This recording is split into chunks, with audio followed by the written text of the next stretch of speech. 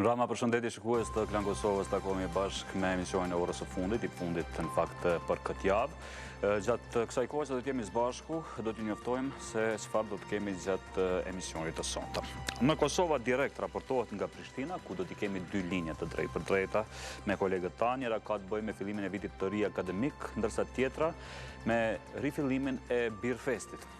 Në balë për balë, eftuar është Jeta Krasniqi nga Instituti Demokratik i Kosovës, me të do të diskutohet sondazhi që KDI ka bërë, e sipas cilit ka rezultuar se 43% e qytetarëve janë të pa informuara për marrëveshjet e arritura në Bruksel.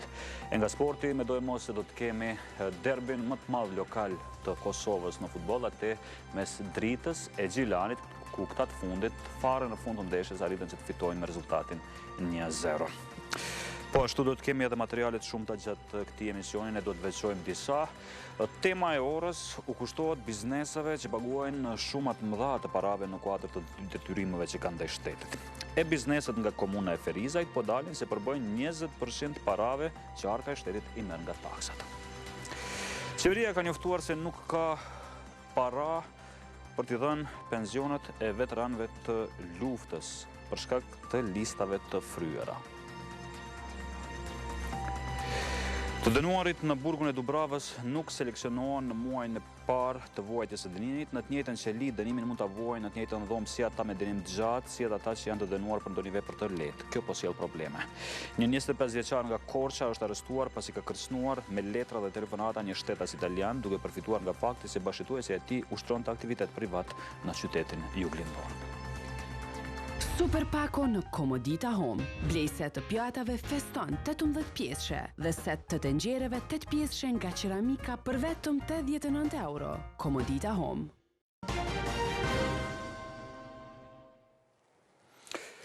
Një pjesë e konsiderueshme e buxhetit shtetëror pasurohet nga taksat që paguajnë bizneset të ndryshme.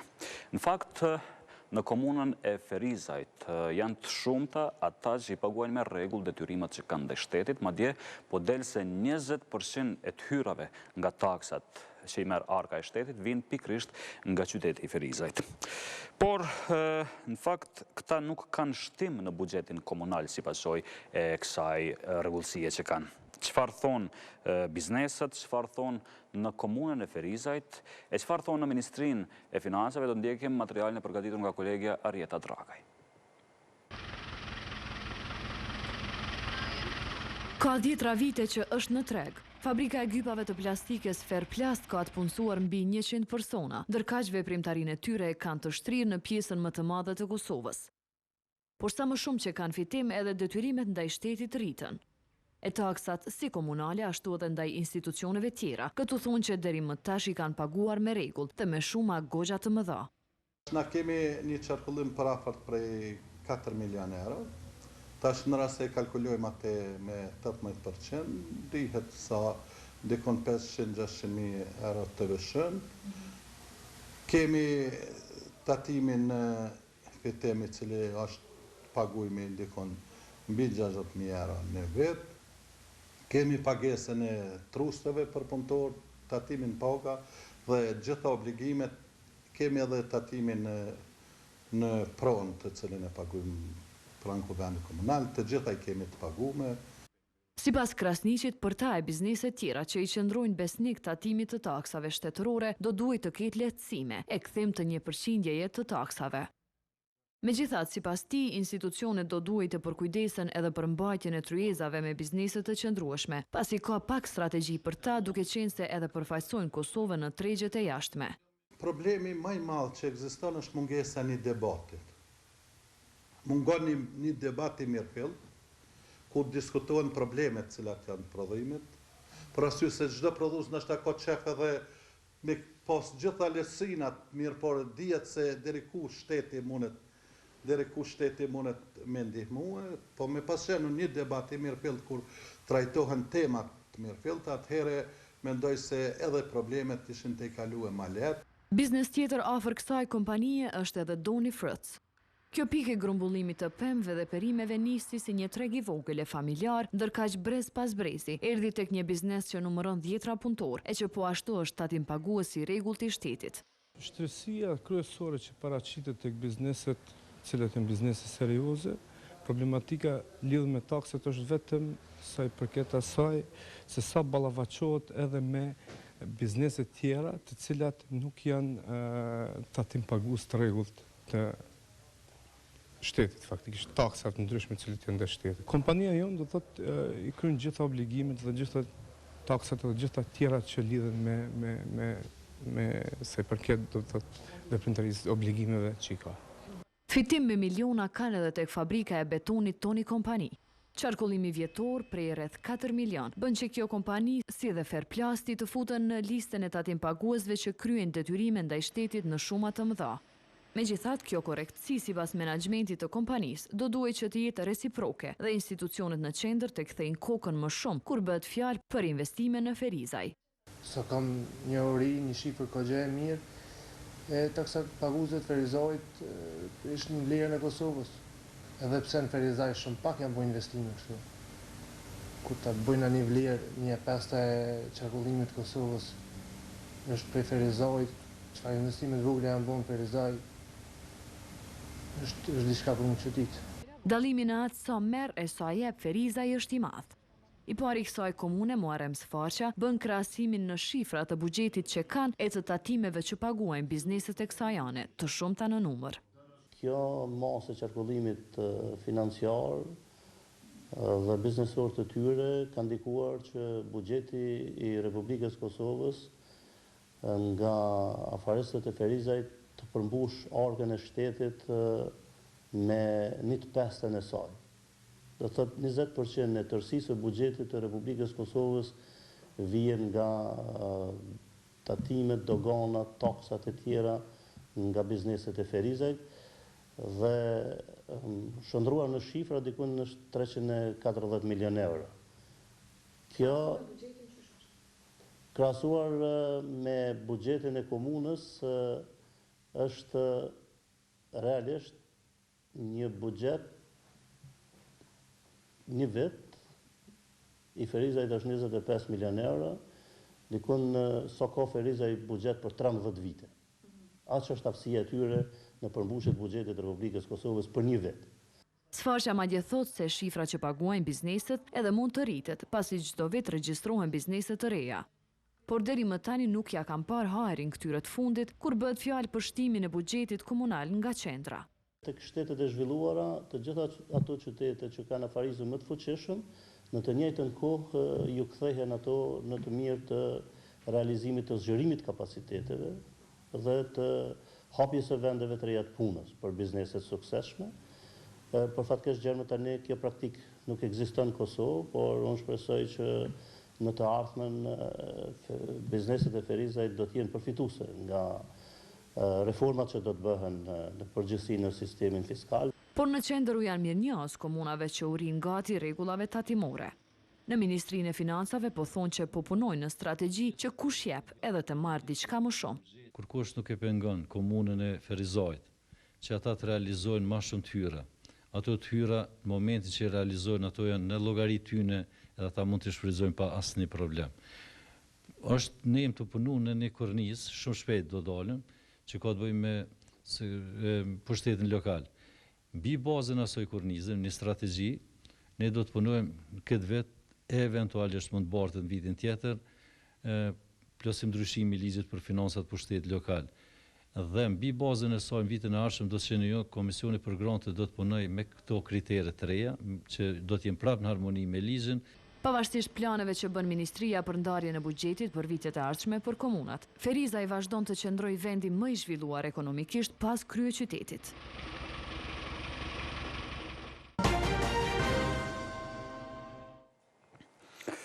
Të gjithë të dënuarit që shkojnë të vuajnë dënimin në burgun e Dubravës për 28 ditë janë në të njëjtin pavion.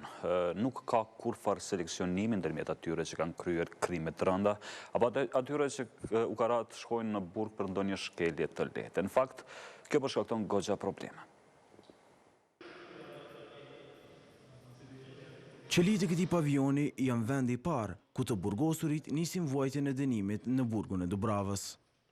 E në to vetëm gjatë këtij viti janë pranuar 870 të burgosur të rinj. Aty nuk bëhet kurfar seleksionimi. Të gjitha pranimet e reja, pavarësisht veprës penale, fillimisht pranohen në këtë pavion. Kështu në të njëjtën qeli, për një afat deri në 28 ditë, dënimin mund ta vuajnë në të njëjtën dhomë, si ata me dënim të gjatë, edhe ata që mund të jenë dënuar për ndonjë vepër të lehtë si borxh apo kundërvajtje. Sipas drejtorit të burgut të Dubravës, Ismail Dibrani, kjo mund të shkaktojë të lashe. Fatmirësisht nuk kemi ndonjë incident shumë serioz, por ka raste edhe kur kemi probleme. Pse ndodh kjo? Prap thash si rezultati asaj që të ne llogaritën pranimet të reja, si ai që vjen i dënuar për 10 vite, si ai që vjen i dënuar me një vit është pranim i ri dhe duhet i nënshtrohet rregullave si burgosur i ri. Klan Kosova ka mësuar se kohë më parë këtu kishte patur një përpjekje dhunimi që ishte parandaluar nga gardianët, ndonse për këtë autoritetet nuk flasin.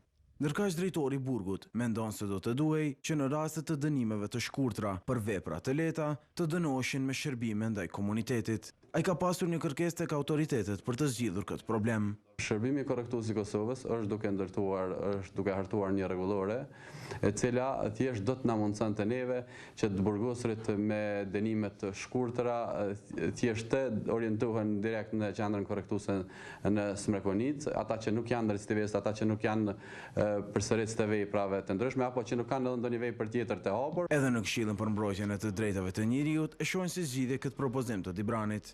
Kur dënohet deri në vit, zakonisht dënohet për vepra më pak të rrezikshme. Për shoqërinë, pse ata fort dënohen në Dubrovë, dërgohen në Dubrovë. Ata duhet thjesht të dërgohen drejt për drejt në Smrekonic, ku është burg tipit hapur. Aktualisht në burgun e Dubravës vojnë dënimin 800 persona të dënuar për krime të ndryshme. Në qeli të burgut të Serbisë po vazhdon të mba drejtori i policisë rajonale të Mitrovicës Nehat Thaçi. Pas transferimit në gjykatën speciale të Beogradit, ai sërish është kthyer në Nish. Nehat Thaçi po vazhdon të jetë në mbajtje nga organet e drejtësisë serbe. Por bazuar në raportimin e mediave serbe, prokuroria speciale e këtij vendi ka vendosur që rastin e drejtorit e policisë rajonale të Mitrovicës t'ia kthejë organeve të Nishit. Thaçi bashkë me vëllaun e tij janë arrestuar 2 ditë më parë në kontroll të Serbisë. Ndërkohë Klan Kosova merr vesh se zyrtari ndërlidhës i Kosovës në Beograd, Valdet Sadiku, ka bërë kërkesë që të atakojë Nehat Thaçin. Burimet e klanit kanë konfirmuar se Sadiku ka qëndruar edhe në gjykatën speciale në Beograd, por nuk dihet se është lejuar që të atakojë Nehat Thaçin. Ndërkohë pas heshtjes së djeshme të institucioneve, rasti i arrestimit të zyrtarit të lartë të policisë së Kosovës u përmend në mbledhjen e qeverisë. Ministri i Jashtëm Enver Hoxha tha se janë duke bërë përpjekje në të gjitha kanalet diplomatike që Nehat Thaçi të lirohet. E kemi dhënë maksimumin për anës tonë. Natyrisht që rastet e tilla janë të papranueshme për neve si qeveri. Ndërsa ministri i punëve të brendshme Skënder Hyseni heshtjen e djeshme e justifikoi me mundësinë e dëmtimit të procesit. Të gjithë indikacionet janë që ai do të lirohet. Ndërkohë ky nuk është rasti i vetëm që ish pjesëtarët e UÇK-s arrestohen në vende të tjera. Këtë vit në Maqedoni është arrestuar edhe Ilir Dugolli, e vitin e kaluar në Sloveni ishte arrestuar Ramush Haradinaj. Në qendrën kosovare për studimet e sigurisë thonë se ka vetëm një formë për të parandaluar këto ndalime nga riaktivizimi i flet arresteve ndërkombëtare të Serbisë. Çështjen e Interpolit ta marrin edhe me temë seriozitet më të madh, që të jenë shumë të strukturuar, që të intensifikojnë lobin diplomatik në drejtim të antarësimit të Kosovës në Interpol. Përndryshe do të përsëriten edhe më tej këtë çështje. Aktualisht, Kosova bashkëpunimin me Interpolin e bën nëpërmjet një zyre ndërlidhëse të UNMIK-ut, ndërkohë mundësia që Kosova të ketë qasje në informacione të ndjeshme të Interpolit është shumë e vogël. Ndërkohë, mediat po raportojnë se i është caktuar masa e paraburgimit prej 30 ditësh drejtorit rajonal të policisë Mitrovicës Nehat Thaçit, i cili u kap nga serbët. Do të ndrojmë tani temë, flasim për ekzekutivin kosovar që nuk ka para për të paguar veteranët për shkak të listave të fryra. Kjo bëri që para objektet qeverisë të mblidhen veteranët për të protestuar, edhe pse në fakt numri i atyre që dolën në rrugë nuk ishte i pritshëm nga organizatorët.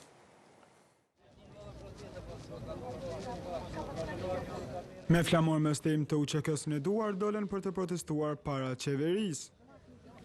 Edhe pse numri i tyre nuk ishte ai që dëshiron të organizatori, veteranët shprehen pakënaqësitë e kërkesat e tyre. Të shfuqizohet vendimi i fundit i Ministrisë Punës dhe Mëshirës Sociale, i cili i dëmton të drejtat e familjarëve të dëshmorë.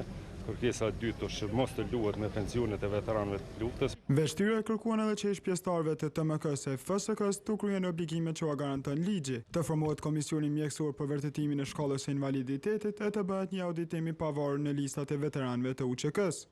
Protesta ishte e qetë, por kur dolën para policisë që po siguronte ndërtesën e qeverisë, zemrimi i protestuesve nuk mungoi. Turp më shajni të buju. Turp. Jo këta, në qeveria. Jo këta, në përshkajnë do të ti kur të fash fëtë për vetë. Ndërkohë, duke shprehur mllëfin për numrin e madh të përfituesve të statusit të veteranit, tentuan që t'ia përkujtojnë presidentit fjalët që i kishte thënë.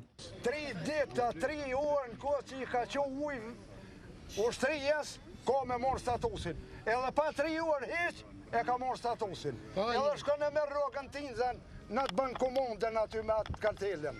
Protesta përfundoi pa incidente, por paralajmëruan që nëse nuk u dalin pensionet, kështu nuk do të jetë herave tjera. Po më thirrje, mos bëhet pak më madhe se veteran vinë të urrëtuar, edhe vinë nuk vesin më kështu mirë persore. Ndërsa numri i vogël i protestuesve në këtë protestë habiti Gjevdet Qeriqin, i cili tha protesta u bë me kërkesat e shumë veteranëve. Kjo çështje vazhdoi diskutohet edhe pasdite. Në fakt, në emisionin Info Magazin të Klan Kosovës, aty debatuan zëvendësministri Agim Krasniqi bashkë me udhëheqësin e veteranëve Gjevdet Qeriqin. Ndjekim duelin e marrë nga debati në Info Magazin. Deri me sot, atë diçka u premtu nuk është po. Është premtu vendet punës, se sikur të kish vendet të punës me paga dinjitetshme, secili veteran është i gatshëm që të punoj.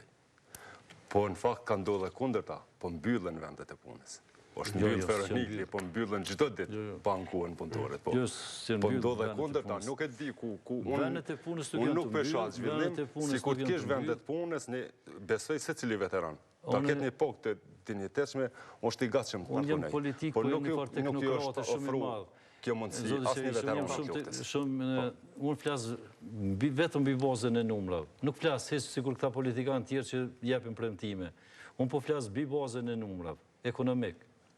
Vendet e punës, nëse shohim, këto 2 vitet e fundit nuk janë zvoglu, janë rritë. Po mbyllen apo po hapen vendet të punës, pavarësisht kësaj, shumë persona janë regjistruar në për fakultetet ndryshme që në një të ardhme, pasi të përfundojnë studimet, të kenë një diplomë e cilën edhe do të synojnë që të punojnë. Por sa janë bërë gati fakultetet që të hënën të hapin dyert, që të nisë në fakt viti i ri akademik. Ne kemi parë edhe një kronik në orën 20, ku prorektorët kanë thënë që janë duke bërë gati të gjitha përgatitet që të filloj mësimi i studentëve me kohë, por njërin nga ata fakultete që më së shumti ka studenta, më së shumti pranon studenta, është edhe fakulteti juridik. A është bërë gati ky institucion që të pres ata cilët do të fillojnë studimet në të hënën? Do të kalojmë linjen tek kolegu Rilind Matoshi, i cili do të diskutoj për këtë gjë me dekanin e fakultetit juridik. Atëherë, linja për ju, Rilind. Pikërisht për këto përgatitje do të flasim sonte nga fakulteti juridik, ku musafiri imi sot me është dekani këtij fakultetit, zotri Haxhi Gashi. Zotri Gashi, faleminderit që jeni pjesë e orës së fundit. Fillimisht dashta m'ju pyet, jo sapo dolet edhe nga zyra juaj, na falni që ju pengum, po si po shkon procesi i krejt këtyre punëve që keni bërë sot? Mirëmbrëma për ju dhe teleshikuesit. Po sot ishim me gjithë stafin dhe administratën për përgatitje të fillimit vitit të ri akademik 2016-17 dhe kështu që si fakultet konsideroj që e kemi bërë të gjitha përgatitjet e nevojshme që të hënën të fillojmë edhe me procesin e mësimit. Ashtu dhe në orën 11 kemi një ceremoni në cilën edhe do të prezantojmë fakultetin para studentëve të ri dhe do të mirëpresim ata në fakultetin juridik. Nesër do të jenë të shpallur të gjitha oraret dhe kështu që konsiderojmë që në aspektin e infrastrukturës, në aspektin e përgatitjeve kadrovike dhe të plan programe jemi të gatshëm të fillojmë vitin akademik. Sa student kanë aplikuar, sa janë pranuar? Në raport me vitet paraprake kemi një zbritje të numrit të studentëve, kështu që në këtë vit kemi pranuar 600 studentë të rregull, 300 me korrespondencë. Ne kemi një tendencë të një ulje edhe për disa studentë, në mënyrë që orientimi i fakultetit juridik do të jetë jo në kvantitet, por në kvalitet. Dhe kjo me një numër pak më të vogël se sa e kemi tani, na mundson një punë shumë më të mirë, më praktike dhe të përgatisim kuadër për tregun e punës. Sa i përket infrastrukturës, është diçka në rregull në fakultetin tuaj apo ka nevojë akoma që të investohet? Në fakt, infrastruktura aktuale na sjell një akomodim të themi të mjaftueshëm, por jo edhe aq të domosdoshëm se e kemi, sepse kemi një numër të studentëve të mëdha dhe ne në këtë vit kemi planifikuar një renovim të infrastrukturës, pjesëve përcjellëse të sallat janë të përgatitur, po konsideroj se kemi nevojë për zgjerim të objekteve në mënyrë që mësimit në mënyrë normale dhe të kemi grupe më të vogla të studentëve, sepse ajo na çon drejt kualitetit. Në formën si e kemi, atëherë nën kupton që kemi grupe më të mëdha të studentëve dhe mendoj që në të ardhmen janë planifikimet, kërkesat janë drejtuar në institucione përkatëse që të kemi zgjerim të objekteve ose objekte të reja për fakultetin juridik. Ta në pritën që marrë gjithë studentat, po të flasim pak për këta studentat e ri. Në qoftë se disa nga studentet nuk i ndjekin ligjëratat ose nuk vinë në universitet, do të ketë lejem për ata që nuk janë pranuar të rikthehen prapë të zënë vendin atyre që nuk do të marrin pjesë? Në fakt është afati i regjistrimit të ata të cilët janë pranuar sipas konkursit. Në qoftë se një student heq dorë apo nuk paraqitet në regjistrim, me automatizëm rendin e nxan studentit që është në radhën e pritjes në listën e kandidatëve të cilët kanë poena sipas renditjes, pra është i pari ai. Në lidhur me atë mosveshmërinë e studimeve, me statut ne kemi disa rregulla që dy fishi studime kur të i kalohet, studenti sipas ligjit e humb statusin e studentit, lejohet një vazhdim i një vjeçar dhe në këtë rast ne kemi bën një vazhdim për gjithë studentët cilat kanë kaluar dy fishin dhe përfundimi i studimeve për ata do të jetë 30 shtator 2017. Ndërsa studentë tjerë besoj që do të njekin me kohë studime sepse është një rregull ligjor se brenda kësaj periudhe duhet të përfundohen studimet.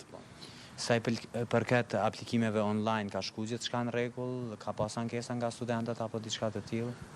Sa i përket kësaj pike, konsideroj se tani jemi në një pozitë shumë më të mirë sepse shërbimet janë online dhe është lehtësuar procedura aplikimit e paraqitjes së provimeve dhe profesorët po ashtu kanë qase elektronike dhe shërbimet janë më të shpejta në raport me vitet paraprake për shkak se kishte një administratë e sërngarkuar sa i përket punëve teknike, tani është një punë më e lehtë. Kuptohet se pas kohë mund të ketë probleme teknike, sepse elektronika din ndonjëherë edhe të ketë defekte, megjithatë ne jemi shumë të kënaqur. Ajo çka kemi bërë në këtë vit të gjithë studentët me indeksi kemi zhvendosur dhe kemi vendosur në sistemin e SEMS, në mënyrë që të menaxhohet shumë më lehtë procesi dhe të jetë shumë më transparent sa i përket edhe notave, edhe provimeve, edhe konsideroj që është formë më e lehtë për të gjithë, edhe për studentin, profesorin dhe administratën.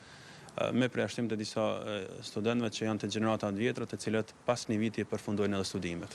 Po sa i përket literaturës, ka literaturë të mjaftueshme se shpeshherë ndoshta studentët edhe ankohen që nuk po gjejnë literaturë në gjuhën shqipe përveç asaj angleze? Ne në fakt kemi marrë disa vendime në këshillë fakultete, konsideroj se janë disa vendime që bëjnë ndryshime në drejt cilësisë. Njëri ka qenë pikërisht sa i përket syllabuseve dhe plan programeve, kur kemi syllabuset me literaturë me bashkëkohore është kërkuar që të ketë secili profesor, të ketë një program unik, pra kur kemi 2 ose më shumë profesor që standardet jetë i pyetjes dhe i literaturës. Po ashtu kemi bërë disa ndryshime edhe në aspektin e menaxhimit të temave të mastrit, ku me disa vendime secili profesor do të udhëheq maksimalisht 10 tema njëkohësisht, në mënyrë që të rritet mbikëqyrja ndaj studentëve dhe të kemi një kvalitet të punës. Edhe një ngarkesë në reciproke ose proporcionale të quajmë kështu të gjitha palëve përfshin edhe profesorët edhe studentët. Mendoj se viti që vjen me disa ndryshime, sa i përket vendimarrje dhe menaxhim, të gjitha janë drejt kualitetit edhe përmirësimit të cilësisë në studime, edhe konsideroj që edhe puna praktike do të jetë pjesë përcjellëse e gjithë procesit mësimor në fakultetin juridik. Për shkak unë falenderoj stafin dhe administratën që na mbështesin, po edhe studentë që gjithmonë i kemi në përkras me idetë e tyre. Dhe çka dashna me pyet, duke ditë që numri i studentëve është këtu i madh dhe ata që diplomojnë, po gjejnë vende të punës? Po Po konsideroj se juridiko ende mbetet fakulteti më i kërkuar. Tani kishim në afatin e dytë 850 student për 90 vende, në kupton që mbi 8 kandidat për një pozitë, që lën për të kuptuar se është ende fakultet i kërkuar për shkak se është gjithë përfshirës. Do me thënë, studentët mund të përfshihen në punë në institucione, në avokaturë, në gjykata, në prokurori, në noteri, në përmbarues, juristë të firmave të ndryshme e kështu me radhë, do të thotë po dhe administratë. Konsideroj se prapë mbetet një profesion i kërkuar, pavarësisht se numri është i madh, gjetja e vendit të punës ose integrimi në forma të ndryshme në punë është i lehtë me fakultetin juridik, ndoshta në krahasim me disa profesione tjera. Faleminderit shumë. Ishte kënaqësi. Shikues të Klan Kosovës, kjo ishte tëra nga fakulteti juridik. Ju përshëndes. Faleminderit Rilend, faleminderit gjithashtu edhe nga dekani. Por informacionet që dha në pritje të fillimit vitit të ri akademik që do të nisë natyrisht të hënën. Ne do të vazhdojmë të flasim edhe me një kronik tjetër, do të vazhdojmë edicionin, fakt të flasim për një edukatore nga Mamusha e cila mbeti pa punë. Indira Haliti po pretendon se largimi i saj u bë mbi baza politike nga nënkryetaria për komunitete në këtë komunë. E premtja është dita e fundit që Indira Haliti po i mëson nxënësit e saj në Mamush. Kjo pasi që drejtoria e arsimit mori vendim ta largojë nga pozita e edukatorës në institucionin parashkollor Anadolu.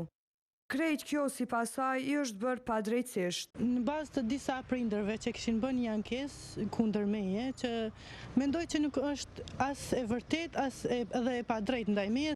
E në nënshkrimet e tyre në ankesën e bërë i vën vetëm 8 prind, bile sipas edukatorës disa nga ta edhe u shantazhuan. Disa prej tyre nuk më njohin, nuk kanë pasur fëmijë në shkollë, as në klasën time, as një herë, nuk e di si e kanë marrë guximin të nënshkruajnë. Haliti madje po thot se gjithë këtë e nisi nënkryetaria për komunitete në Mamush Ganimeti Sadiku. Atë, Haliti po e akuzon se këtë veprim e ka ndërmarrë në baza politike. Por gjithë këto akuza po i mohon Sadiku. Unë kam marrë një kërkesë prej prindërve me nënshkrimet prindërve që ata nuk po dëshirojnë mi mësu ajo fëmijën. Edhe unë si nënkryetare për komunitete, jo me detyrune mi mbrojt prindrit. Kjo po e pranon se jo gjithë nënshkruesit janë prindër të nxënësve të Halitit. Këto prindit përafërsisht e kanë pas të vllaut ose që me thëmë të vllaut. I kanë pas ata dhe din përafërsisht qyshe tek, ata din mirë. Me drejtorin e DKA-s në Mamush, Klan Kosova nuk arriti të kontaktoj, pasi nuk ishte në komunë e nuk u lajmërua për 2 ditë as në telefon. Por në vendimin për ta larguar Halitin nga puna, thuhet se pikërisht ankesat e prindërve janë arsyeja. As vetë prindrit nuk kanë dashur të flasin para kamerave. Prapa atyre, disa kanë thënë se e përkrahin edukatorën Haliti e disa jo.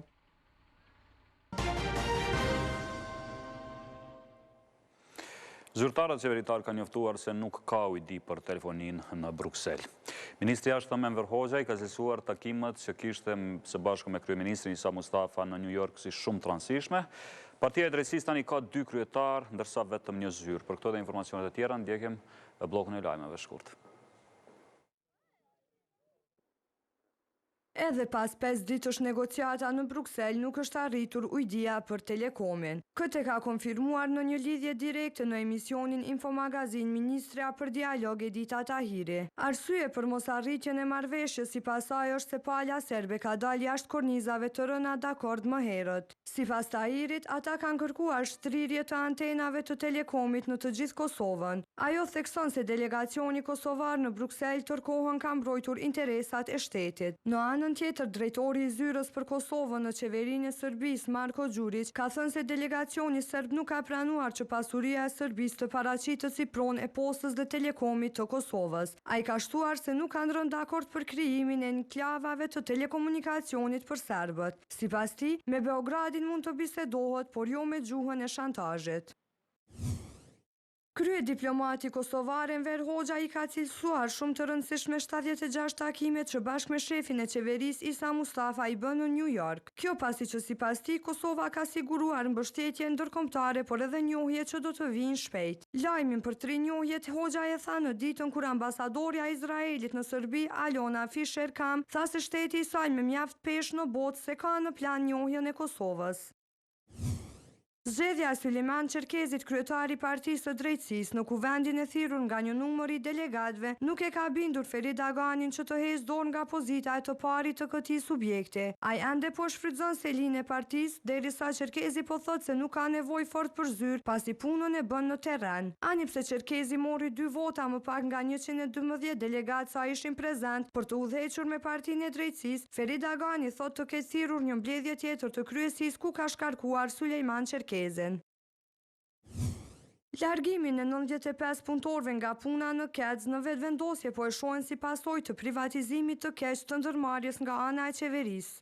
Në një konferencë për media, ata thanë se ky është një vendim i papërgjegjshëm. Faton Topalli nuk e la pa përmendur edhe punëtorët e Feronikelit që tashmë janë të papunë. Ndërkaq Naim Hoxha nga ky subjekt tha se ata punëtorë dëmtohen shumë nga këto vendime, pasi që në këtë moshë nuk janë në gjendje të kërkojnë punë tjetër. 3 ditë para fillimit të vitit të ri akademik në nivelin universitar, zyrtarët e UP-s deklaruan se të gjitha përgatitjet janë bërë. Në këtë vit u pranuan 7.000 studentë, ndërkohë që kanë mbetur edhe rreth 700 vende të lira, por që nuk do të plotësohen sepse ato nuk arritën të përmbushën as me 2 konkurset paraprake. Buxheti i Kosovës në vitin 2017 do të ketë rritje krahasuar me 2016-ën. Arka e shtetit në vitin vijues pritet të peshojë 2 miliardë euro. Kështu u tha në dëgjimin publik të organizuar nga Ministria e Financave për projekt buxhetin e vitit 2017. Sipas ministrit të Financave Avdullah Hoti, me këtë projekt janë paraparë sigurimet shëndetësore dhe buxheti për transformimin e FSK-s në ushtri. Kryetari Leposaviqi Dragan Jablanović nuk është i kënaqur me ministrat serb në qeverinë e Kosovës. Ai ka deklaruar se me ta komandon Marko Đurić, drejtori i zyrës për Kosovën në qeverinë e Serbisë. Ai ka akuzuar ministrat serb në qeverinë e Kosovës si të korruptuar. Sipas tij, ata dëshirojnë që 70% të vlerës së tenderëve ta ndajnë mes vete. Jablanović në një prononcim për portalin Kosev në veri të Mitrovicës ka deklaruar se një gjë të tillë nuk do ta lejojë pasi kjo po shkon në dëm të qytetarëve serb që gjenden në Kosovë.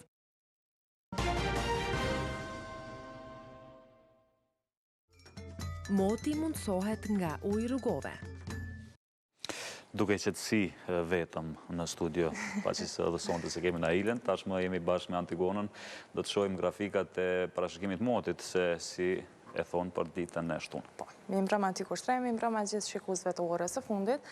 Atër kushtrem edhe këtë vikend do e kemi me diell, por nga hënja pritet vija dhe shio, po sa i përket ditëve në vijim, do e shohim në pjesën e dytë, i rikthehemi ditës së nesërme, ku parashkimet tregojnë që do të ketë mot të kthjellët dhe me rrezet e diellit gjatë gjithë ditës. Temperatura më të ulët në mëngjes do të shënojmë pothuajse shumica e qyteteve me 7 gradë Celsius, kurse nga pasditja temperaturat maksimale pritet të arrijnë nga 22 gradë në Prizren, 22 gradë do të jetë maksimalja po ashtu në qytetin e Pejës, ndërka Gjakova me 3 gradë më shumë pritet të mbajë temperaturën më të lartë deri në fund të ditës me 25 gradë Celsius. Mot i kthjellët dhe me rrezet e diellit pritet të mbajë edhe në Shqipëri. Korça do të jetë vendi më i freskët në mëngjes me 6 gradë Celsius dhe do vazhdojë deri në 12 gradë në Shkodër, kurse nga pasditja temperaturat do të ngriten, ku do të shënojnë nga 24 gradë në Tiranë, 24 gradë do të jetë maksimalja po ashtu në Durrës, Berat dhe Elbasan, ndërkaq Fieri dhe Saranda do jenë këto dy vendet më të ngrohta sa e përket Shqipërisë për ditën e nesërme deri në 26 gradë Celsius. Moti mundsohet nga ujë rrugove.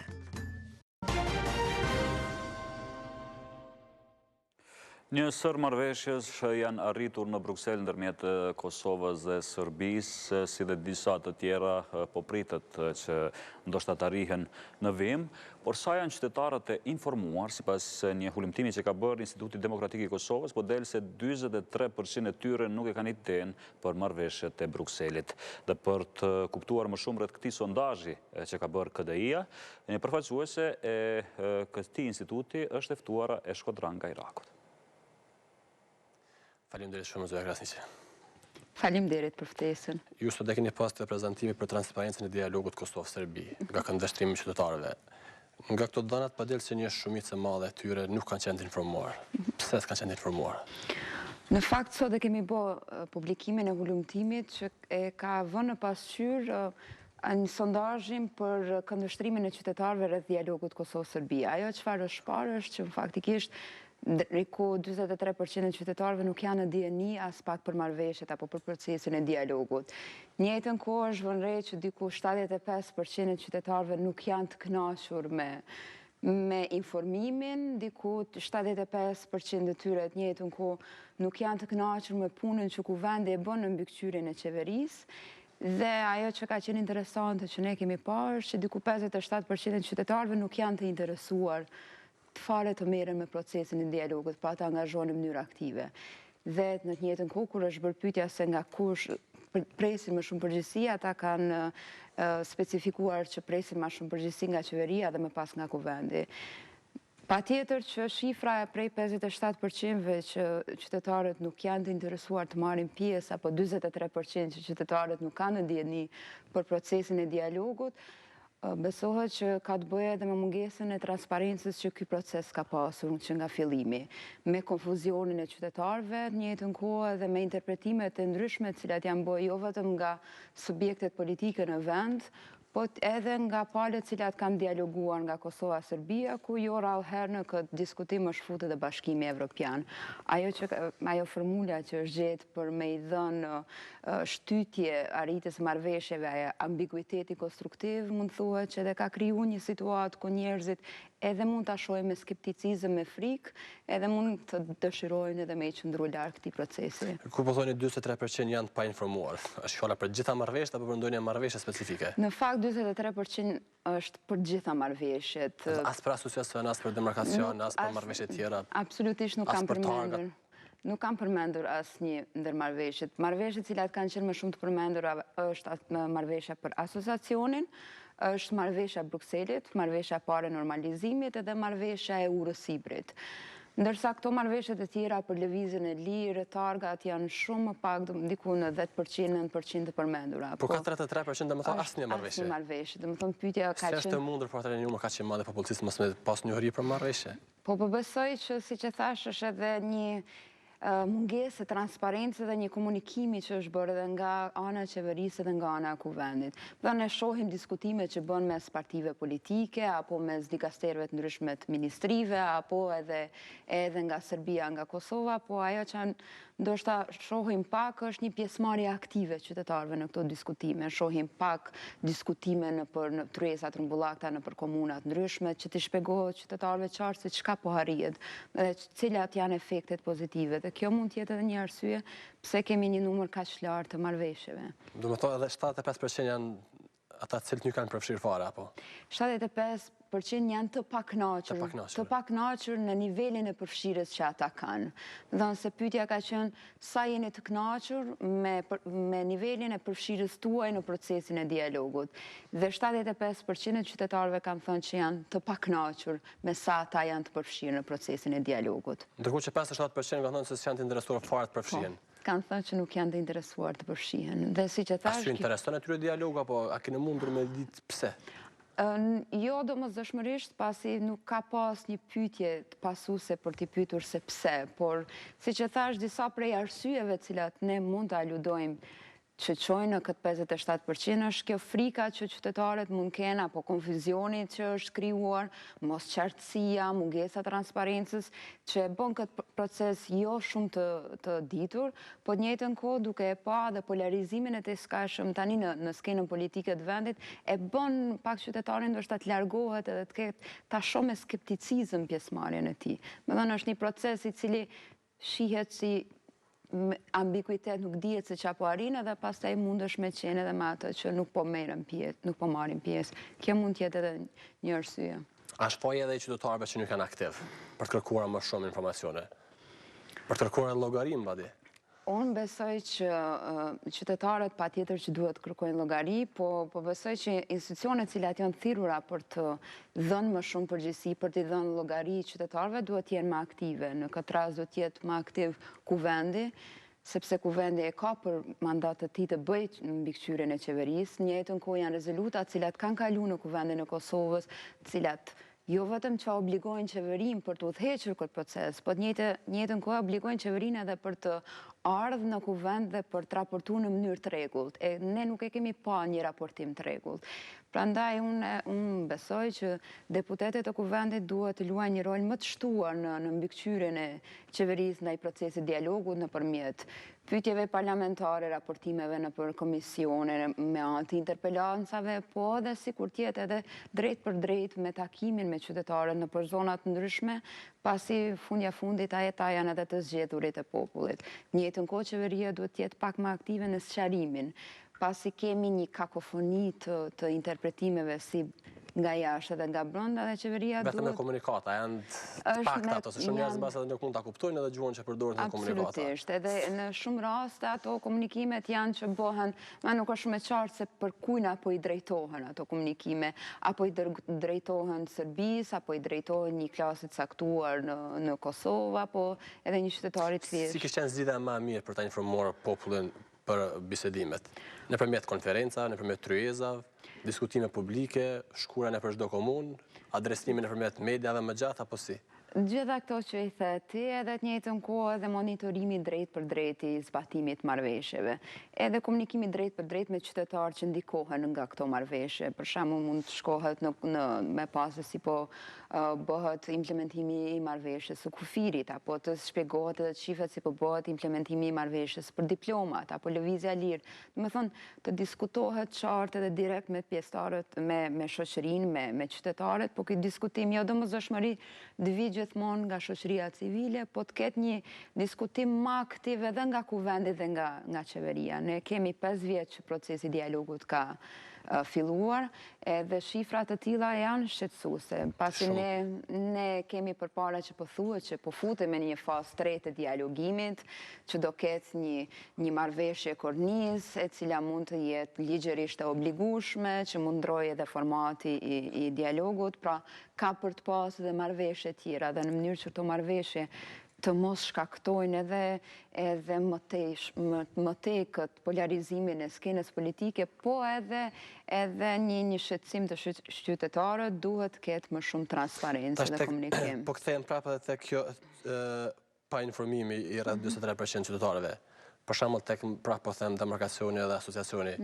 A kanë menduar qytetarët që fare nuk dinë domethënë që janë arritur këto marrëveshje, apo kanë thënë jo për shkak se nuk e dinë përmbajtjen e tyre dhe kanë hezitime rreth asaj? Në fakt ata janë pyetur se për cilën marrëveshje të procesit dialogut janë në dieni. Domethënë të përmendin marrëveshjet të cilat janë në dieni. Dhe ata nuk kanë përmendur asnjërin, kanë thënë që nuk e di, dhe kur kanë thënë nuk e di, atëherë është konsideruar sikur nuk je në dieni për asnjë marrëveshje. Siç e thash më herët, marrëveshjet të cilat janë ditura, janë përmendur më shumë nga qytetarët, ka qenë marrëveshje për asociacionin, marrëveshje për parimet e normalizimin e marrëdhënieve, marrëveshja e parë e normalizimit marrëdhënieve, edhe marrëveshja urës hibrid dhe lëvizjes lirë. Shqiptarët, nëse e shohim këtë sondazh ka aspekti i përkatësisë etnike, shqiptarët kanë qenë më shumë, e kanë përmendur, nëse mund ta them kështu, marrëveshjen e asociacionit, ndërsa qytetarët nga komuniteti serb kanë përmendur më shumë marrëveshjen e parë për normalizimin e marrëdhënieve. Do të thosh bërë edhe me etninë edhe shqiptar, edhe serb, edhe komunitetet tjera. Edhe komunitetet e tjera. Ajo që është parë është që komunitetet e tjera, jo shumicë, janë më shumë të painformuar rreth këtij procesi, po në njëjtën kohë kanë edhe një përqindje më të lartë të mos interesimit për të marrë pjesë, dhe prandaj është shumë e rëndësishme. Tek shqiptarët dhe serbët cilët janë më shumë të informuar? Më shumë të informuar janë në përgjithësi është komuniteti serb më informuar se komuniteti shqiptar, diku lëviz me disa përqind, po nuk është edhe aq shumë, domethënë ndryshimi, dhe është pa që ndryshimi vetëm ai që është vënë re është kush është institucioni përgjegjës që duhet t'jap më shumë informacione, ndërsa qytetarët shqiptar kanë identifikuar qeverinë, qytetarët e Kosovës nga komuniteti serb kanë identifikuar komunat. Dhe ata presin informacione nga komunat. Ata presin më shumë informacione nga komunat. Dhe më pas nga mediat, më pas nga shoqëria civile, pastaj nga kuvendi dhe nga qeveria. A I bie që është një lloj mosbesimi ndaj institucioneve qendrore? Për shkak që hiqen nga shumica shqiptare? Po ajo I bjen, domethënë, shumica shqiptare është që gjithsesi qeveria vendit duhet jetë ajo që t'i informoj më shumë. Ndërsa kanë qenë serbët, me qenë se I besojnë më shumë komuna që hiqen nga ta. Po, ai bie që ata akoma ndoshta nuk e kanë atë lidhjen me qeverinë e Kosovës, nuk e shohin drejt për drejt si institucioni I cili duhet të mbrojë interesat e tyre dhe I shohin kryetarët e komunave si personat apo institucionet cilët duhet të mbrojnë interesat e tyre. Domethënë lidhja atyre institucionale dhe besimi shumë I madh me komunat. Dhe kjo I bie që qeveria të punojë më shumë në këtë drejtim, pasi komplet edhe ideja është që të bëhet me normalizimin e marrëdhënieve, të bëhet në njëjtën kohë dhe integrimi I qytetarëve sërb në institucionet legjitime legale të shtetit. Na bie bara mbi ministrin për dialog zonën Edita Tahiri, që ai të informoj më shumë, meqense është direkt e kyçur. Absolutisht, jo vetëm mbi atë, po komplet edhe mbi komplet qeverinë, pasi ajo është duke udhëhequr një pjesë të takimeve, një pjesë të marrëveshjeve, po është procesi dialogut teknik edhe procesi dialogut politik, edhe janë një sër marrëveshjes cilat më pas janë të udhëhequra nga ministritë të digastereve të ndryshme. Dhe I bie që dhe qeveria dhe ministritë të ndryshme të kenë më shumë informim, të japin më shumë informime dhe të dihet se ku jemi, si po shkojmë, çka pritet, cilat janë implikimet në jetën e qytetarëve, si po zbatohen marrëveshjet, ku janë ngecjet dhe kështu me radhë. Pas këtij hulumtimi, publikimit I pritni që në të ardhmen të ndryshojnë statistikat, tullet, për shembull përqindja prej 43% që janë pa informuar? Absolutisht po. Ne presim, të paktën shpresojmë nëse mund ta them kështu, komplet ideja dhe projektit që ka ndërmarrë KDI-ja është faktikisht që të rritet edhe eficienca e kuvendit për të bërë mbikëqyrjen e qeverisë në kuadër dialogut Kosovë-Serbi, po të njëjtën kohë të rritet edhe pjesëmarrja e qytetarëve. Ne synojmë që gjatë 17 muajve në vijim të bëjmë shumë aktivitete ndryshme në gjithë komunitetet e Kosovës, ku të informojmë qytetarët më shumë për marrëveshjet, po të njëjtën kohë të punojmë me kuvendin e me qeverinë që ata të jenë sa më afër me qytetarët. Meqense ju keni qenë edhe përpara në presidencë, është nevojshme edhe presidenti të luajë rolin e vet në informimin e qytetarëve për marrëveshjet? Absolutisht. Nga se nuk ka përmendet, deri më tani. Absolutisht, unë besoj që të gjitha institucionet duhet të jenë përgjegjëse për të arritur sa më shumë transparencën në një kohë kur presidenti ka qenë edhe më përpara I përfshim direkt në dialog dhe kur ka diskutime që presidenti mund të jetë I përfshirë edhe në të ardhmen, besoj që gjitha institucionet e vendit duhet të kryejnë rolin e tyre më shumë për të bërë transparencë, për të informuar qytetarët, pasi po shohim që jemi në një situatë kur qytetarët janë pak të informuar, edhe kemi një politizim të skajshëm të skenës politike. Faleminderit shumë Zoja Krasniqi për këto informacione që sollet. Faleminderit juve. E ju shikues të Klan Kosovës, qëndroni edhe me tutje me orën e fundit.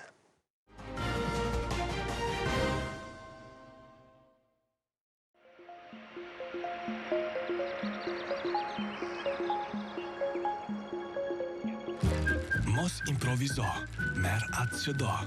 Kredi personale deri në 25.000 euro dhe shpenzime administrative 50% më të lira. Banka Raiffeisen, jeto më mirë. A e din që është një paketim ku përveç kafës në to ka edhe shpërblim? Me çdo të pime, veten përveç që e kthjellon, prej 5 deri në 500 euro ti fiton. Para mendo kur filgjoni I kafës kthehet shpërblim. Atëherë princi ty të gëzon me Fiat 500, mu kthjell e me fitu, veç prej një kafës munësh me u gëzu. Princ Instant të inspiron. Gjatë gjithë jetës time kam përdorur krema të gabuara për lëkurën time. Pas analizës tridimensionale të fytyrës, kuptova të gjitha tiparet e lëkurës. Bëra edhe analizën e detajuar të flokëve, përmirësova strukturën dhe parandalova rënjën e tyre. Më pas, bëra analizën e tërësishme të trupit, ku kuptova peshën ideale, sasinë muskulore, ujin në trup dhe moshën metabolike. Tash, e di saktë se si të kujdesem për trupin tim. Qendra dermatologjike estetika, bukuri e shëndetshme.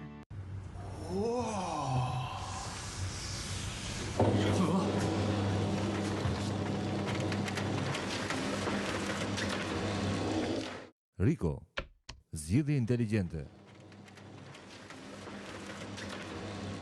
Për ditët e freskëta të kësaj vjeshte të artë, për ditët me shi, por edhe për ditët e ftofta të dimrit, Grand Store prezanton koleksionet vjeshdimër në të gjitha dyqanet, si LC Waikiki, Lindex, Intersport, Charlie, Sport Vision, Gantly, Runners, Little Big, Adidas, Pancho e shumë të tjera. Dizajnet më të ngrohta me stilin e ngjyrat më të bukura vetëm në Grand Store. Grand Store për gjithë familjen.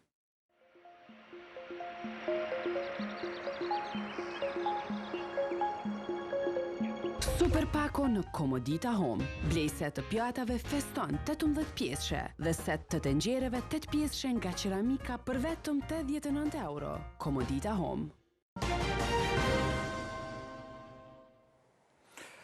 Edhe një herë do të lidhemi me kolegët tanë tashma tek Beer Fest. Në fakt, ky festival i birës ishte ndërprerë në kohën kur ishte caktuar pra datat që të mbahen, qysh në ditën e parë, për shkak të një incidenti që ndodhi, por se si është tani situata, si është tani atmosfera në fakt atje, do të na informoj më së miri kolegja jonë Artiana Matoshi.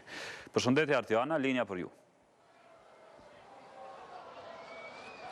Po, kushtrim, faleminderit për linjën, jemi këtu prapa Pallatit të Rinis, ku është organizuar edhe njerë festivali i birës në kryeqytet. Në fakt, tani njerëzit veç kanë filluar të zbrazen për shkak që organizatorët e kanë mbyllur për sonte eventin për shkak për ta respektuar në fakt lejen e marrë nga institucionet përkatëse. Është parë një numër i madh i policisë rreth parkingut këtu ku mbahet festivali i birës, e krejt kjo është shkak i incidentit të ndodhur kohë më parë kur ishte organizuar në sheshin Zahir Pajaziti. Për të folur më shumë rreth organizimit dhe gjithçka tjetër të ftuar kemi organizatorin Ekrem Tahiri. Përshëndetje, mirë se erdhët. Përshëndetje. Si po shkon organizimi deri më tani? Na tregoni edhe cilat janë risitë këtë herë? Shumë mirë, sot ka shku shumë mirë. Në fakt, risi është lokacioni, si vjetë për shkak të ndërprejmes që ndodhin në edicionin e 6, që patëm sheshin Zahir Pajaziti. E ndrum lokacionin dhe rëmë të një vend që po del që është shumë i përshtatshëm, i cili është komplet i rrethum dhe shumë mirë i kontrollum. Sigurisht që kemi marrë masa më të mëdha të sigurisë, me kontrollu gjithë njerëzit që futën dhe me dhonin ndjenë që gjithë ata që janë këtu thjesht njën rahat edhe të festojnë bashkë me neve. Po, a janë lejuar të hyjnë persona në moshën 18 vjeçare dhe a janë shitur pije në shishe të gjallë? Jo, ne përdalim prej organizimit shesh, këtu e kemi ndalu hyrjen për persona 9-18 vjeç, dhe ne që disa edicione nuk lejojmë të shitën bira në shishe, kjo dhe për shkak të sigurisë, kështu që vetëm në gota të plastikës. Sa do të zgjas festivali? Festivali ka fillu sot, do të zgjas si zakonisht 3 ditë, do të përfundoj të diellin. Përveç policisë dhe kontroleve të ndryshme, domethënë të detajishme tek hymja, a janë marrë edhe masa tjera për mos shkaktuar themi panik tek qytetarët? Po mënej që tash është edhe pak situata pak më ndryshe, duke pas parasysh kohën që edhe në për botë nuk ka ndodhur shumë ngjarje që kanë mujtë me paraprit një panike për evenimentet e tilla. Për fat mirë, gjithë njerëzit erdhën një numër shumë i madh, më i madh ndoshta se që ne e kemi prit, duke pas parasysh incidentin që pa ndodhur në organizimin shesh. Kështu që masa na përveç policisë, e cila është angazhuar, kemi edhe një kompani private e cila është brenda edhe kujdeset për mbarëmbajtjen e eventit. Dhe unë po besoj që gjithë njerëzit e dinë që edhe çka ka ndodhur në shesh ka qenë një incident i lokalizuar dhe gjithë ajo panik ka qenë pak a shumë e momentit e krijuar për shumë gjanave, nuk ka pas në të vërtetë diçka shumë të madhe. Kështu që sonte shke shumë mirë, njerëzit janë kënaqur, kanë kaluar shumë mirë, po mënaj unë po besoj tash që edhe nesër dhe pas nesër të vazhdojmë këtë mënyrë. Kemi pa që pjesëmarrës janë shumë bende dhe këngëtarë të ndryshëm, a mund ta tregoni pak se çka do të ketë 2 ditët e ardhshme? Po si gjithmonë, një prej aspekteve që na i kushtojmë shumë rëndësi është edhe argëtimi, edhe skena, edhe programi argëtues. Edhe gjithashtu përpiqemi plotësu shijet e njerëzve të ndryshëm të cilët vinë e marrin këto pjesë. Ka zhanre të ndryshme, duke filluar nga rock alternativ, pastaj ka hip hop, ka brende rap edhe DJ të ndryshëm. Kështu që edhe nesër janë disa bende që do të marrin pjesë, bende të reja, bende me emën dhe DJ ndryshëm, kjo do të vazhdoj edhe të diellin, po diellin po du me cek kemi një ndryshim në raport me programin që kemi pas viteve të kalume, kemi një grup folklorike nga jugu i Shqipërisë, të cilët do ta bëjnë përmbylljen e festivalit të 6 të birrës, me valle, këngë nga jugu, folklorike, që më mendoj është diçka që i ka mungu për edicionit të parë, edhe që do ta jap një frymë të re në këtë birfest. Po, kemi parë shpesher në për organizime tilla që ambienti jo gjithherë pastrohet. Çfarë plane keni bëa ka me u pastru parkingu këtu me një herë apo çish? Absolutisht. Ne gjithmonë marrim masa dhe në shesh, nëse keni mujt me vrejt viteve kalume, në mëngjes gjithçka ka qenë e pastruar dhe thuajse s'ka ndodhur kur gjë aty një natë më herët. Edhe sonte kemi ekipe, kemi kontratë me Zahirin, që është një kompani shumë profesionale, po edhe me pastrimin, që është e kontraktuar prej komunës, të cilat me njëherë posa të zbrazët ky shesh prej njerëzve, do të fillojnë pastrimin edhe nesër do të jetë gjithçka sikur mos kishte ndodhur kur gjë këtu. Të diellën do të përfundoj ky eveniment dhe sigurisht hanën do të filloj largimi i gjithë kësaj infrastrukturës kështu dhe hanën pasdite do të kthehet gjithçka në normalitet. Ne marrim masat që gjithçka, domethënë, me kthy në gjendjen që ka qenë para se me fillu. Faleminderit që ishit pjesëorës. Faleminderit edhe juve për mbështetjen. Atëherë shikues të Klan Kosovës, kaq kishim edhe nga kjo lidhje direkte. Shihemi. Natën e mirë, Artiana, po besoj dhe shpresoj natyrisht që edhe në 2 ditët e tjera të këtij festivali të shkojë gjithçka të paktën qetë, të mos kemi ndonjë ekses apo incident.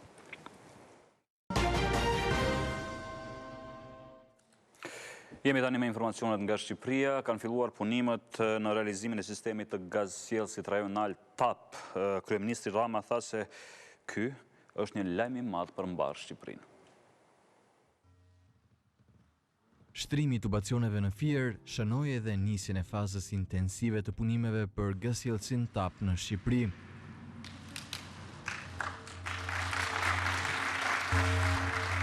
Në ceremoninë inauguruese, Kryeministri Rama renditi disa prej avantazheve që ky projekt ka sjellë deri tani për vendin tonë dhe ato që pritet të sjellë në të ardhmen. Ka ndërtuar 2 ura të reja dhe ka rehabilituar 42 ura të tjera. U ka dhënë punë më shumë se 1700 personave. Rama tregoi se qeveria ishte në proces kontraktimi për sa i përket eksplorimit të burimeve të reja të gazit në vend. Studimi tani më i përfunduar ka parashikuar që baza kryesore e furnizimit me gaz në të ardhmen do të jetë pikërisht gazsjellësi TAP. Kryeministri falenderoi kompaninë për rishikimin e kontratës, rast me të cilin akuzoi qeverinë paraardhëse se e kishte lënë Shqipërinë në dizavantazh në krahasim me vendet e tjera të përfshira në këtë projekt. Kemi pasur në duar një kontratë të shkruar nga qeveria paraardhëse, sy mbyllur pa asnjë lloj simetrie me vendet e tjera. Këto akuza u duk se kishin për synim të shigjetonin përsëri Ilir Metën, pasi grupi negociator i kontratës ka qenë i Ministrisë të Ekonomisë dhe Energjetikës, që drejtohej nga Meta dhe më pas mbeti përsëri dikasteri LSI-s. E kontaktuar nga ABC News, LSI nuk pranoi të replikonte me Ramën.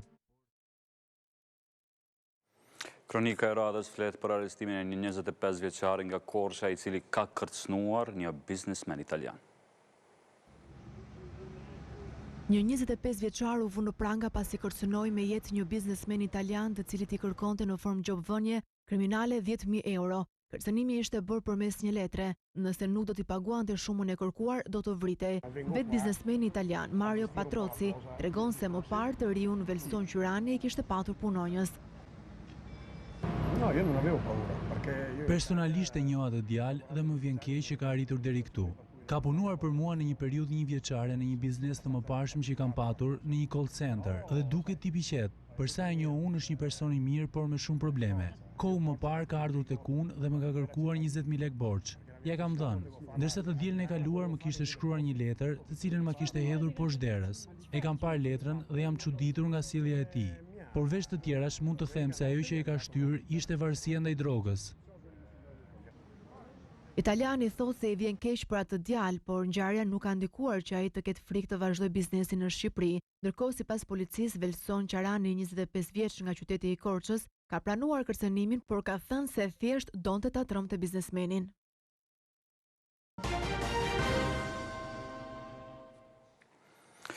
Ministri i Punëve të Jashtme të Rusisë, Sergej Lavrov, ka thënë se Shtetet e Bashkuara të Amerikës po e mbrojnë një grup xhihadist, nëse më vonë do të duhet mposhtin presidentin e Sirisë, Bashar al-Assad. Në një intervistë për BBC, ai ka shtuar se Shtetet e Bashkuara kanë thyrë premtimin për të shpërbërë grupin e fuqishëm Jabhat Fateh al-Sham, më parë njohur si Al-Nusra. Ky grup njihet po ashtu i lidhur ngushtë me Al-Qaidan. Përkundër premtimeve të tyre, ata nuk duan të shkatrojnë atë grup. Ne kemi gjithmonë më shumë arsye të besojmë se amerikanët qysh nga fillimi e kishin plan të ruajnë Al-Nusran, në rast se ka nevojë për një plan B kur të vijë koha që të ndrojnë regjimin, ka deklaruar kështu Sergej Lavrov.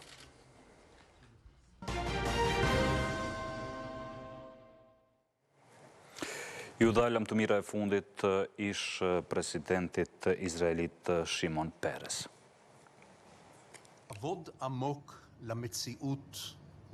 Në malin herës të Jerusalemit mblodhën politikan nga tërë bota. Këta i bëri bashkëvarrimi ish presidentit izraelit Shimon Peres. Për t'i bërë nderime laureatit të çmimit Nobel për paqe në Izrael erdhën edhe presidenti SBA-s Barack Obama, ai palestinez Mahmud Abbas, veç shumë prizve shtetëror. Nderim të veçantë Shimon Peresit i bëri ish presidenti i SBA-ve Bill Clinton, që dikur bashkë me Yasser Arafatin mundsuan që të ketë paqe mes Izraelit e Palestinës. As has been said, his critics Kritikët e tij shpesh herë kanë thënë se Peres ishte naiv, tepër optimist e ëndrrmtar. Ata kanë gabuar vetëm për pjesën naive. Ai e dinte saktësisht se çfarë po bënte me ëndrat e tij. I lindur në Poloni në vitin 1923, Peres ndërroi jetë në moshën 93 vjeçare të mërkurën. Gjatë karrierës së tij, Peres ka qenë presidenti i Izraelit 2 herë kryeministër, ministër i financave, i punëve të jashtme dhe ministër i mbrojtjes kombëtare në karrierën e tij 60 vjeçare politike. Shumë herë, Peres u cilësua si luftëtar i palodhshëm për paqen në lindjen e mesme.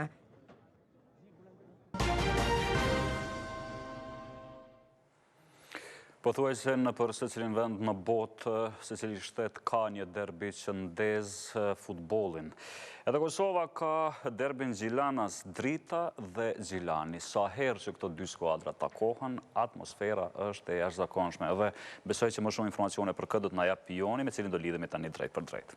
Faleminderit kushtrim të zbulove të thotë kronikën e parë për sonte, do të jetë ndeshja Gjilani Drita dhe shohim detajet në këtë super derbi ku ka qenë një atmosferë me vërtet e gjatë.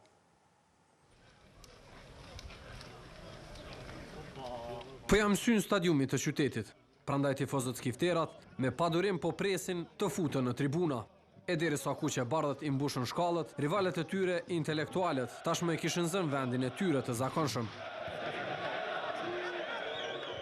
E ata që nuk arritën të futen në stadium, gjetën vende alternative për të shikuar ndeshjen derbi të javës së 7 të vala Superligës së Kosovës mes Dritës dhe Gjilanit.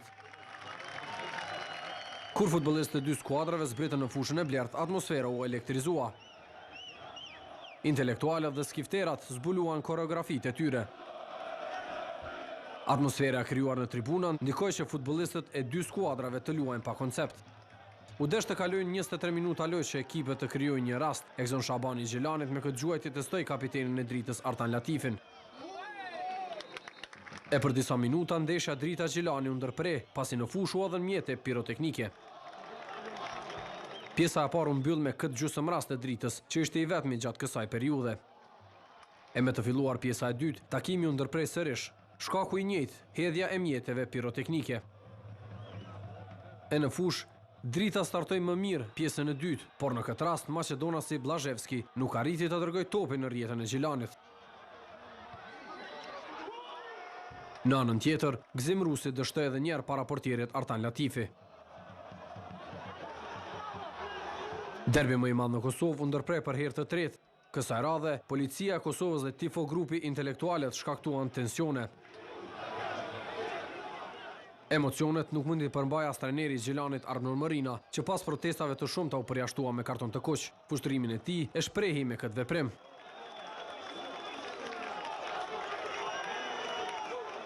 Nga loja u largua dhe mbrojtësi i Dritës Erdin Hashani pas kartonit të dytë të verdh, duke lënë skuadrën e tij me një lojtar më pak disa minuta pa përfunduar ndeshja. Ndërkaq trajneri Arnur Mërina, instruksionet e tij po i jep nga tribuna e skifterëve.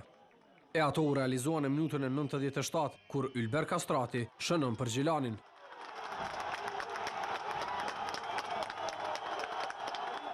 Festa në radhët e skifterëve ishte e madhe, e përkundërse pati 12 minuta lojë për shkak të ndërprerjeve të shumta, Ylber Kastrati doli të jetë heroi i Gjilanit. Me golin e tij, skifterat fituan minimalisht në derbin kundër Dritës. Realizatori pati një porosi për të gjithë ata që dyshuan në fitoren e skuadrës së tij. Unë kom shpreh gjithmonë që baballarët e qytetit caktojnë fush. Dhe në fush na e dëshmojmë se kush është baballarët e qytetit, si në fush ashtu në tribina, e dham leksion të gjithë. Kurse trajneri Arnur Mërina e pranoi se nuk arriti të kontrollojë emocionet e tij pas atmosferës që u krijua në tribuna. Një 2-3 faula të cilat sipas të gjithë neve ishin kontra faula, mirë po unë reagova pak më vrollshëm dhe i kërkoj falje të gjithëve për reagimin tim. Ndërkaq trajneri i ardhur një javë më parë tek Drita, Amir Allagish, tha se skuadra e tij do të përmirësohet edhe më shumë. Jam i kënaqur me lojën e ekipit. Kam ardhur para një jave dhe nuk mund të ndryshoj gjërat si me shkop. Falenderoj edhe tifozët që na përkrajnë edhe pse jemi në fund të tabelës. Ne do të rikthehemi, ju premtoj. Me këtë fitore Gjilani ka arritur kuotën e 13 pikave, duke u pozicionuar në vendin e 4, kurse Drita është e fundit me vetëm 3 pikë. E para se të zhvillojë ndeshja derbi mes Dritës dhe Gjilanit, Federata e Futbollit të Kosovës dhe e Gjermanisë kanë nënshuar memorandum bashkëpunimi. I kanë dhënë ndihmë kosovarëve në edukimin e trajnerëve të futbollit, por nga premtja Federata e Futbollit të Kosovës dhe ajo e Gjermanisë janë lidhur edhe më shumë. Kjo pasi dy këto institucione nënshkruan një memorandum bashkëpunimi, ndërsa nënkryetari i Federatës së Futbollit Gjerman tregoi se çka përfshin kjo marrëveshje.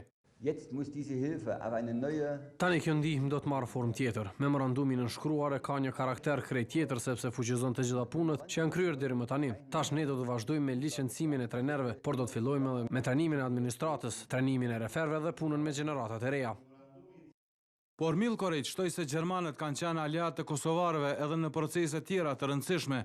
Brenda këtyre 6 viteve ne kemi bërë punë të jashtëzakonshme, sidomos në ndërkombëtarizimin e çështës së futbollit të Kosovës dhe pranimin në UEFA dhe FIFA. Ndërsa Nikoqiri tregoi se pse Kosova është shtëpia e dytë e Milkorajt.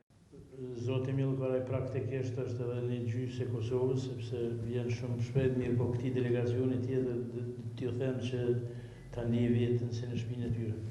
Prandaj sipas Vokrit shumë shtete nuk e kanë fatin e Kosovës që për aleat ta kenë një federatë kaq të fuqishme. Për neve është një privilegj që të jem partner, apo më mirë me thonë të kem ndihmën e një federate superfuqie siç është Gjermania. Vokri gjithashtu bëri të ditur se delegacioni gjerman në krye me Milkorajt do të jenë mysafir të FFK-s në ndeshjen kualifikuese të Kosovës për kampionatin botror kundër Kroacisë me 6 tetor. E të premtëm përzgjedhësi i kombëtarës së Kroacisë, Ante Qaqić, e ka bërë publike listën e futbollistëve që do të përballen me Kosovën në ndeshjen e cila luhet me 6 tetor në orat 20:45 në stadiumin Loro Boriçi në Shkodër. Në listën e kroatëve janë edhe yjet kryesor Ivan Rakitic i Barcelonës, Luka Modrić i Real Madridit dhe shumë emra të njohur. Ndërsa tani mbetet përzgjedhësi të Kosovës që të zyrtarizojë emrat e futbollistëve të përfaqësuesës. Ndryshe Kosova-Kroacia do të zhvillohet në kuadër të xhiros së dytë të kualifikimeve për kampionatin botror në grupin I. Dy shtetet në hapje startuan me barazim. Kosova luajti si mysafir 1-1 në Turku me Finlandën, kurse Kroacia si vendas po ashtu 1-1 me Turqinë. E futbollisti i kombëtarës së Shqipërisë, Shkelzen Gashi, që është sulmuesi i ekipit amerikan Colorado Rapids, ka fituar 2 çmime pas 2 golave të shënuar ndaj skuadrës Vancouver Whitecaps. Gashi fillimisht është zgjedhur lojtari më i mirë i muajit shtator të skuadrës amerikane Colorado Rapids, kurse realizimi nga gjuajtja e lirë në ndeshjen ndaj Vancouver Whitecaps i ka sjellë atij çmimin e golit më të mirë të javës në Amerikë. Ai ishte në garë me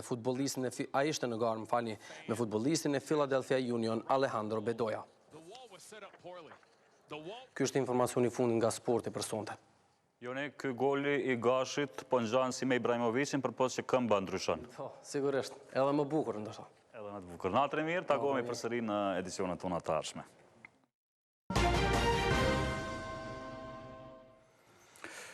Tek kjo rubrikë, sonte kemi ambasadorën kosovare në Shtetet e Bashkuara të Amerikës, Vlora Qitakun. Në fakt, ajo ka zënë vend në ballinën e revistës së njohur amerikane Washington. Ajo e ka bërë këtë ditur përmes faqes së saj në Facebook, ku edhe ka shkruar: "Jam e nderuar që këtë vit revista Jeta në Washington të përzgjedh ambasadorën e Kosovës për ballinën e saj." Vlora Qitaku, vite me radhë ishte ministre e integrimit evropian në Kosovë, ku më pas u dërgua si ambasadore në Shtetet e Bashkuara.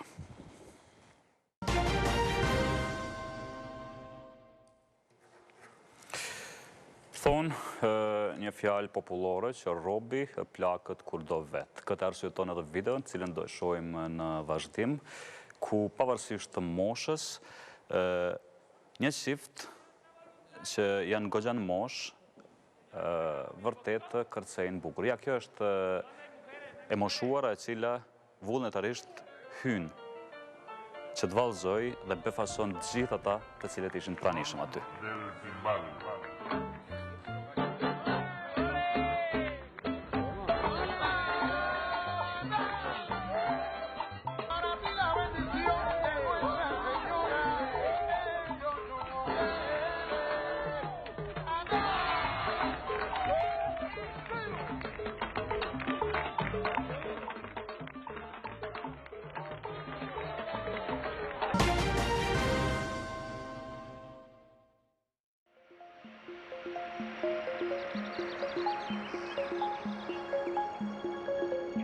Improvizo, merr atë që do. Kredi personali deri në 25.000 euro me interes preferencial. Gjithashtu, përfitoni bonus kartelin me mirëmbajtje falas për vitin e parë. Banka Raiffeisen, jeto më mirë.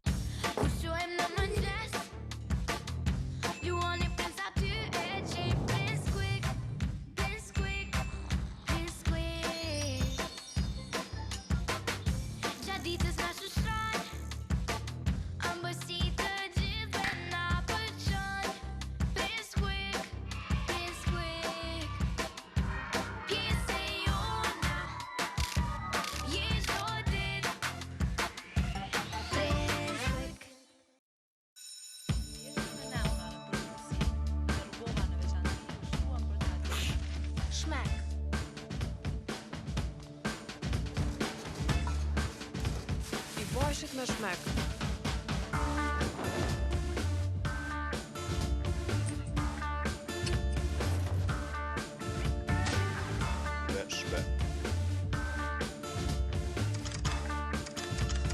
Mini rrugove, bifshi për shmek.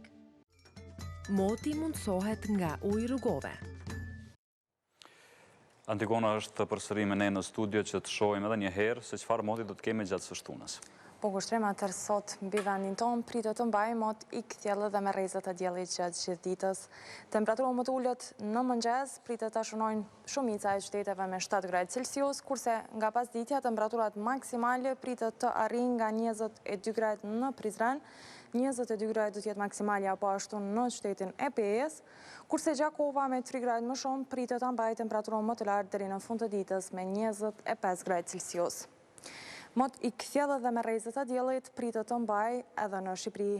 Vendi me temperaturën më të ulët në mëngjes, edhe këtë herë do të jetë Korça me 6 gradë Celsius dhe do vazhdojë deri në 12 gradë në Shkodër, kurse nga pasditja temperaturat do të ngriten, ku do të shënojnë nga 24 gradë në Tiranë, 24 gradë do të jetë maksimalja apo ashtu në Durrës, Berat dhe Elbasan, kurse Fieri dhe Saranda do jenë këto dy vendet më të ngrohta sa e përket Shqipërisë për ditën e sotme deri në 26 gradë Celsius. Pjesa më e madhe e rajonit do të përshkohet me mot pashtu të kthjellët me intervale kohore me diell. Rrëzhej do të jetë vendi më i freskët në mëngjes me 3 gradë Celsius dhe do vazhdojë deri në 7 gradë në Strugë dhe Ohër, kurse nga pasditja temperaturat maksimale pritet të arrijnë nga 24 gradë në Podgoricë, 25 gradë do të jetë maksimalja në qytetin e Shkupit, kurse Tetova dhe për sot do të jetë vendi më i ngrohtë me 27 gradë Celsius. Kalojmë në kontinentin evropian dhe përshojmë që Europa do të përshkohet me mod kryesisht të vranët me mundësi të reshjeve të shiut, në disa vende pritet ketë dhe rrezet të diellit. Temperatura më të ulët në mëngjes pritet ta shënojë Oslo me 4 gradë Celsius dhe do vazhdojë deri në 14 gradë në Paris, kurse nga pasditja temperaturat maksimale pritet të shënojë nga 26 gradë në Palermo, 30 gradë në Athinë, ndërkaq Sevilla edhe për sot do të jetë vendi më i ngrohtë me 31 gradë Celsius. Është paralajmëruar që me fillim të javës tjetër të ketë shi. Po, përshojmë që do të ketë ulje të temperaturave nga dita e mërkurë. Pra temperaturat minimale pritet të shënojnë nga 6 deri në 13 gradë Celsius, kurse ato maksimale nga 7 deri në 23 gradë Celsius. E shojmë në fund dhe grafikën e Kosovës për 30 vjuese dhe parashkimet tregojnë që do të ketë mod të kthjellët me intervale kohore me diell, e si që thamë në ditën e hënë pritet ketë dhe mundësi të reshjeve të shiut. Temperaturat minimale do të cilën nga 7 deri në 13 gradë Celsius, kurse ato maksimale nga 21 deri në 23 gradë Celsius. Moti mundsohet nga ujë rrugove.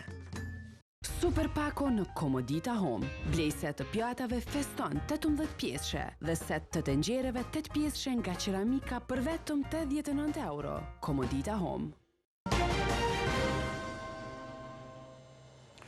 Me fillim në orën 12 është paralajmëruar që gjatë ditës së sotme, pra të së shtunës, do të testohet alarmi në kryeqytet.